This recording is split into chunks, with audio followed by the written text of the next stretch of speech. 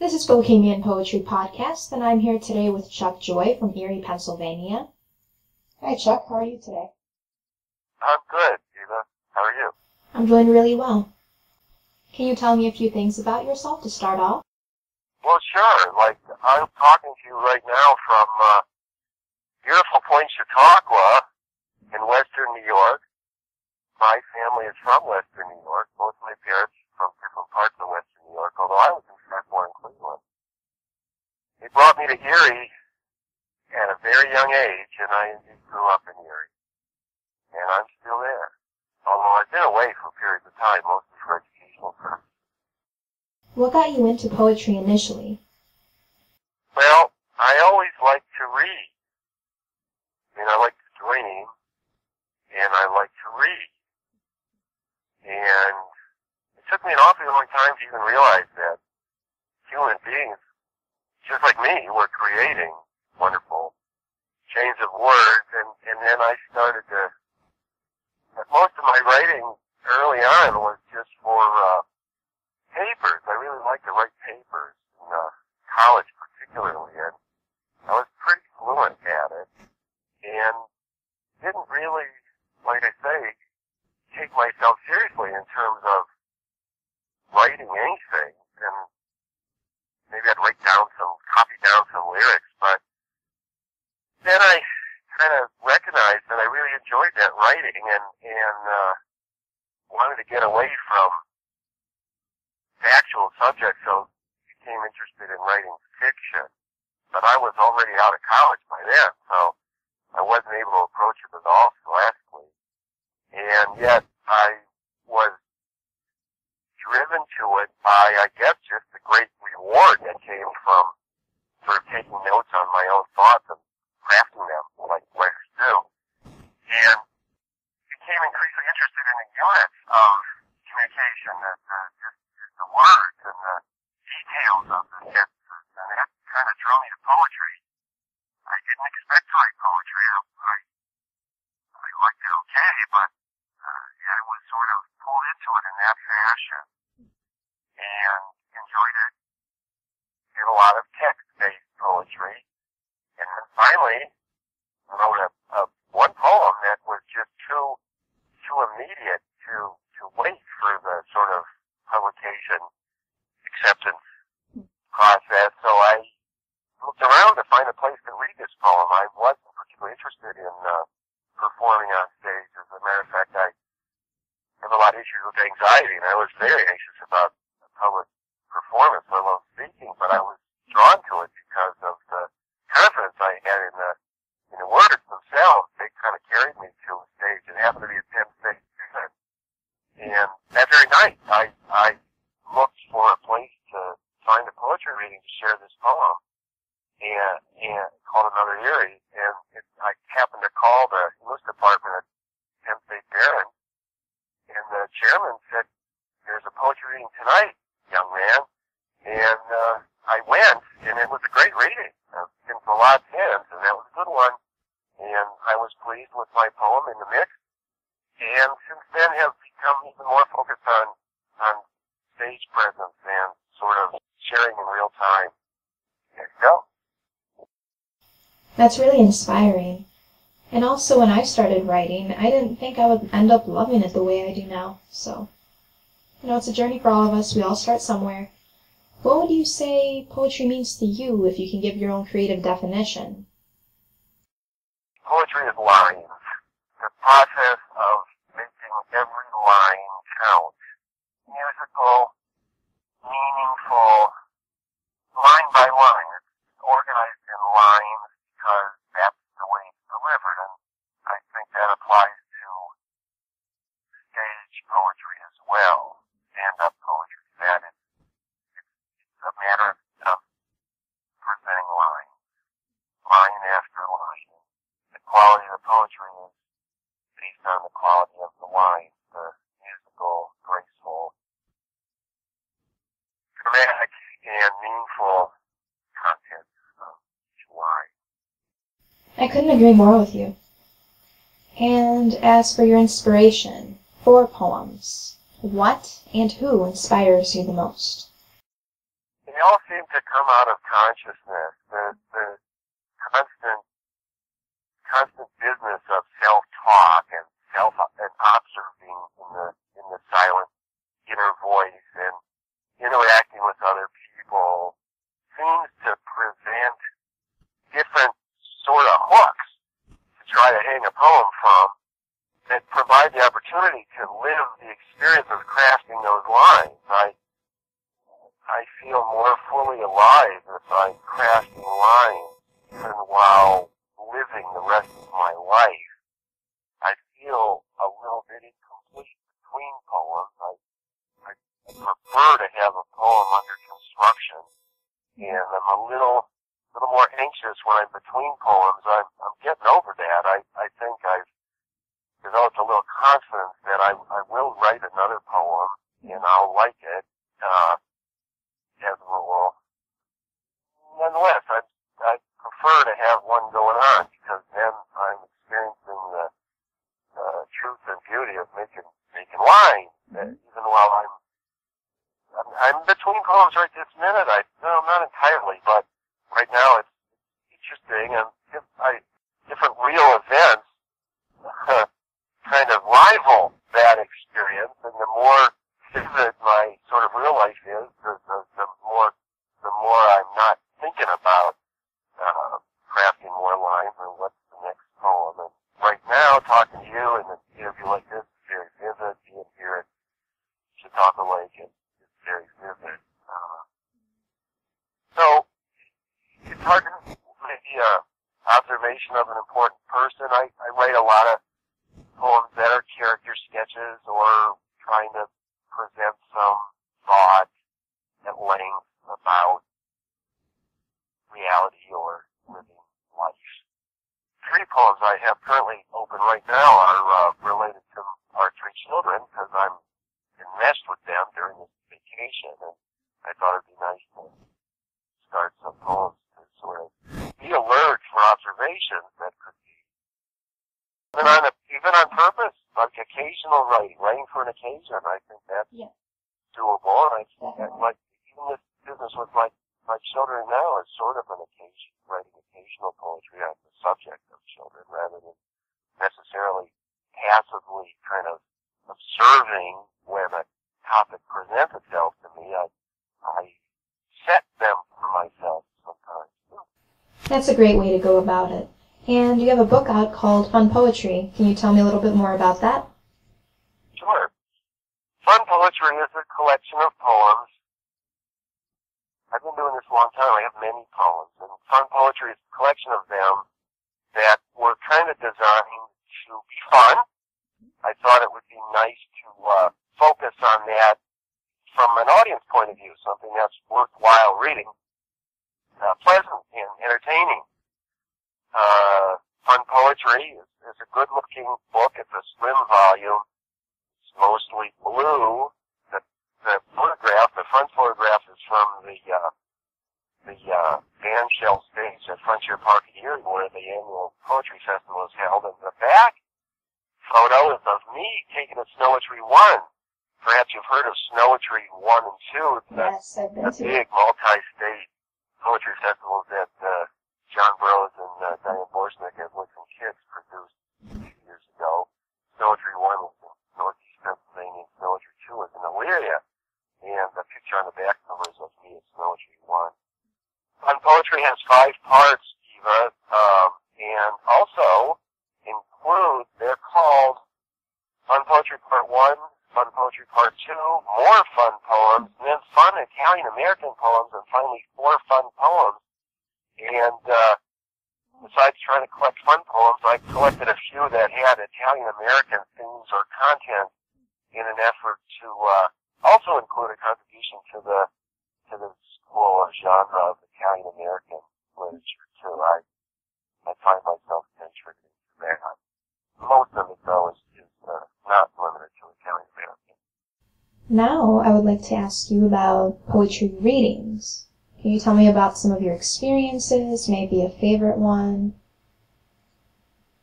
Oh, yeah, they're all good. That very first one was a good one, and the very last one, major one, happened happened to be the annual poetry festival at Frontier Park in Erie, Pennsylvania. It was really good. It was a nice crowd, a nice microphone. When there is a mic, the quality of the mic makes a difference. That was a good one, except it cut out on some of the poets. I think I was lucky. Good poets around. I always appreciate the quality of any of the poets associated with the readings, the sense of a rising tide floating all boats, and that was a good one. And I have had the opportunity to read in various places. I've been reading more in Cleveland lately. Erie has a wonderful venue called Poets Hall, which is really an outstanding asset for Erie, Pennsylvania. A performance space dedicated to poetry. Very nice for the theatrical element, and I think it's contributed to my increasing focus on poetry as a dramatic art. Yeah, that's actually something I really like about poetry. It's not only confined to paper, you can act it out, there's spoken word, poetry slams, what have you. Yeah, I mean, it's a oral form, historically, certainly using words to entertain and enlighten predate text. I think that seems pretty believable to me, and I try to recognize that, although I think once the lines are crafted and the poem is rendered to text, it's good to pay attention to how it looks on the page. Yeah. I try to employ line and stanza breaks to add to the recreation of the experience of hearing the poem read, so that the reader is led to kind of read it herself, sort of the way it was intended to be heard. I use line breaks and stanza breaks a lot for that purpose, and I try to work with silence a lot. By the way, I'm also a poet who likes to work with musicians, and have had more than a handful of occasions of performing poetry while music is produced in parallel. It's nice, although pure poetry is hard to beat. And I'd like to ask you if you can read some of your poems from the book Fun Poetry, or anything else you'd like to share. Yeah, well, that's nice. Thank you. I would. And I think I would read some fun poetry. Fun poetry is, you mentioned the website, chuckjoy.com. It's available through that. It's from lulu.com. They have their own site where it's available, and also at major retailers like Amazon and Barnes & Noble. And I have a copy right here. I thought I might read one from the Italian-American section because it's a little bit of a bio, sort of. I mean, it's called 1900. At the exact same time Sigmund Freud was writing about dreaming in Vienna, my grandfather was actually dreaming in Palermo. Dreaming done, justice and African music, donkey carts banging through the street, he woke up in Coudersport, Pennsylvania, to enjoy the primitive North American lifestyle, wearing the skins of animals and so forth, glad he had decided not to emigrate to Paraguay. Grandfather, shorter then than I am now, also not as funny. In fact, he almost didn't talk at all, but he could drink, and he was loyal to his friends. Soon came the day he rode the train to Rochester to meet my grandmother. She was a little older, more recently arrived in USA, a beautiful couple. They participated in an ancient ceremony on a Saturday in a brick church that has since then been pulled down. Moved together to a pretty village on a glacial ridge, land generously made available to them by my grandfather's cousin Conti. He was like royalty. My grandfather did build a barn then, a big farmhouse, where they lived with an amazing number of kids, most of them their own, including my father, who never paid much attention to Sigmund Freud either. I really enjoyed that. Thanks for sharing it. Can you read another one? Or another two, maybe?